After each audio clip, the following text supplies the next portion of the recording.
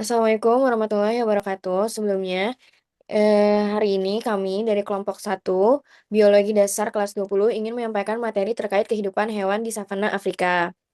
Nah, tugas ini merupakan tugas field study terkait resensi film dari Biologi Dasar. Perkenalan terkait film ini, yang pertama itu judul aslinya, Langkah Pertama di Sabana, Masa Penyepihan. Judul publikasinya, La Savane Unière des Dangres Plus les Plus Jeunes. Channel YouTube-nya dari Documentaire Animalier. Terus, ini ada nama-nama kelompok kami.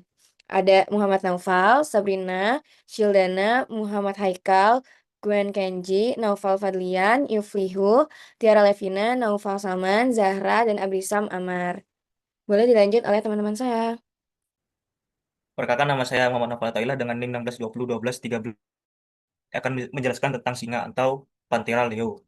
Ada 3 poin. Yang pertama, singa sebagai predator puncak. Singa berada di posisi tertinggi rantai makanan. Mereka memangsa hewan herbivora seperti zebra dan nyumbu, sehingga menjaga keseimbangan populasi di ekosistem savana.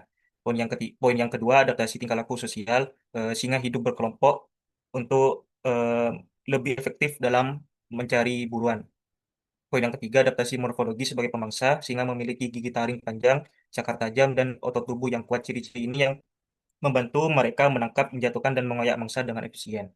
Lanjut. Selanjutnya, saya Cildana Faradisa dengan NIM 146251154. Di sini saya akan menjelaskan mengenai hewan cheetah. Ada 3 poin. Yang pertama, adaptasi morfologi.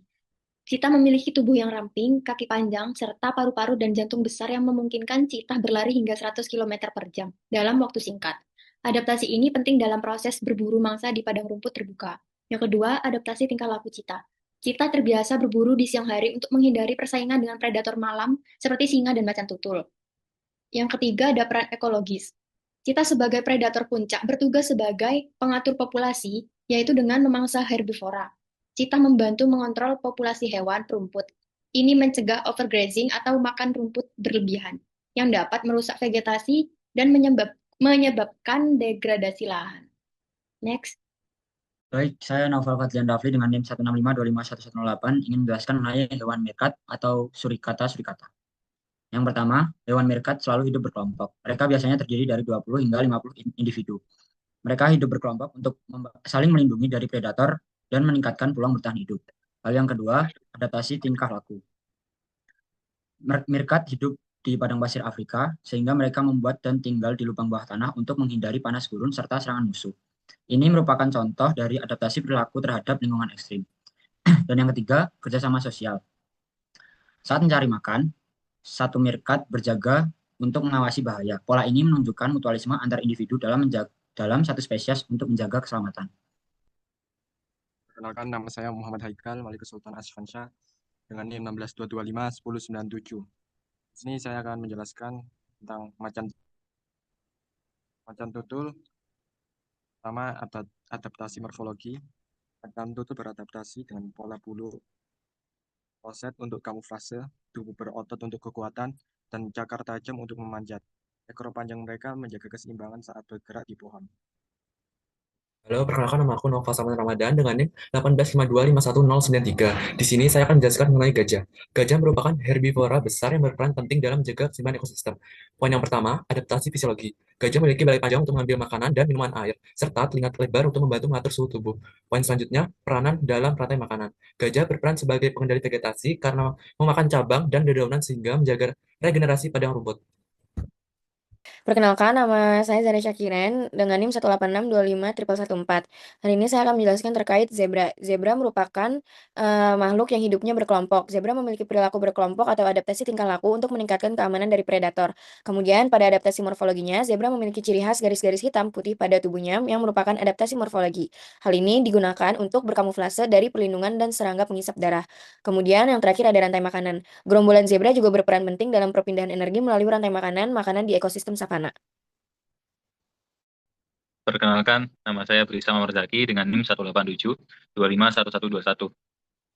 Saya akan menjelaskan yang hewan nyumbu atau dengan bahasa ilmiahnya adalah Phoenictes taurinus, yaitu hewan yang suka bermigrasi dan berkelompok. Nyumbu ini dikenal dengan migrasi yang spektakuler setiap tahun. Jadi dia berpindah ribuan kilometer mencari padang rumput baru dan sumber air. Nyumbu hidup dalam koloni berisi puluhan individu hidup berkelompok membantu mereka saling melindungi dari predator dan meningkatkan peluang bertahan hidup.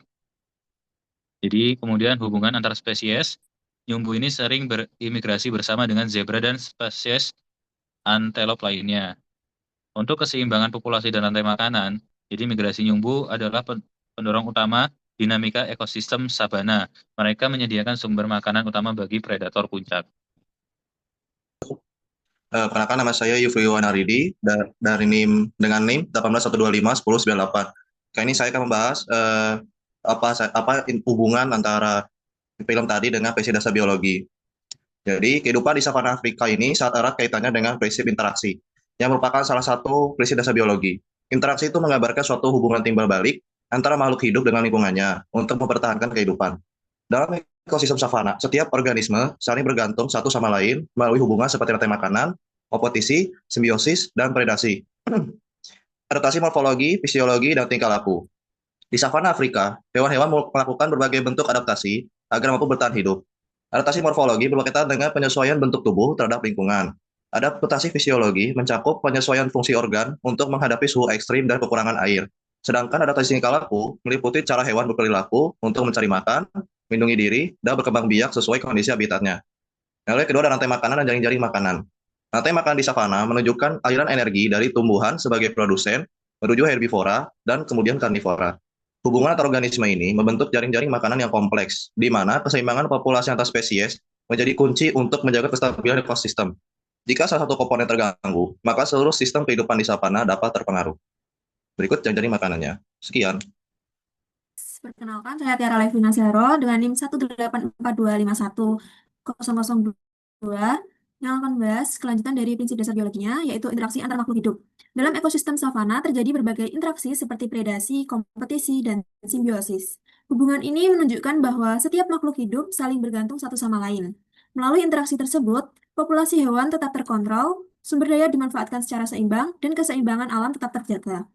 Serta peran ekologi setiap organisme dalam ekosistem savana ini, setiap organisme di savana memiliki fungsi tertentu dalam menjaga keseimbangan alam, produsen menyediakan energi bagi konsumen, predator mengatur jumlah herbivora, dan pengurai mengembalikan zat hara ke tanah. Peran saling terkait ini memastikan kelangsungan kehidupan di ekosistem savana tetap stabil dan berkelanjutan. Sebelumnya, perkenalkan, nama saya Sabrina Putri Dija dengan NIM 146251003. Selanjutnya ada ulasan dan saran. Lalu, kualitas isi. Nah, untuk isinya sangat baik karena narasi didukung oleh fakta-fakta biologis yang relevan. Contohnya, angka kematian, macam tutul yang tinggi. Lalu, kualitas gambar. Kualitas gambar sangat baik, sinematografi berkualitas tinggi, mampu memanjakan mata selama menonton. Lalu, untuk kelebihan dan kekurangan, video tersebut memberikan pemahaman menyeluruh mengenai seleksi alam yang terjadi di savana. Kan tetapi, narasi utama berbahasa Prancis sehingga mungkin membatasi pemahaman penonton yang tidak menggunakan subtitle. Lalu yang terakhir ada saran. Sarannya yaitu video ini sangat cocok digunakan untuk pembelajaran topik ekologi, jaringan makanan dan interaksi, dan evolusi seleksi alam. Baik, untuk ulasan biologi dan kelayakannya, film ini sangat layak dijadikan materi edukasi karena secara nyata memvisualisasikan prinsip-prinsip biologi. Yang pertama yaitu terkandung prinsip evolusi atau seleksi alam, yaitu film ini menampilkan prinsip survival of the fittest dengan menyoroti tingginya kerentanan anak-anak hewan yang lemah seperti dokasesi anak singa yang terluka dan tingginya angka kematian misalnya pada anak macan tutul. Yang kedua yaitu ada kontinuitas dan interaksi. Karena dengan jelas menunjukkan transfer keterampilan hidup dari induk ke anak, yaitu contohnya seperti anak cita yang belajar berburu dan interaksi antara predator dan mangsa, yaitu migrasi nu dan zebra. Yang terakhir yaitu ada prinsip homeostasis dan diversitas, yaitu diperlihatkan melalui upaya menjaga kesehatan tubuh atau grooming dan perbedaan strategi bertahan hidup antara spesies sosial, yaitu singa dan soliter, yaitu macan tutul. Sekian yang dapat kelompok kami sampaikan. Semoga dapat bermanfaat. Terima kasih dan silakan di like, comment, share di kolom chat terkait video tersebut ya dan ditonton videonya. Terima kasih.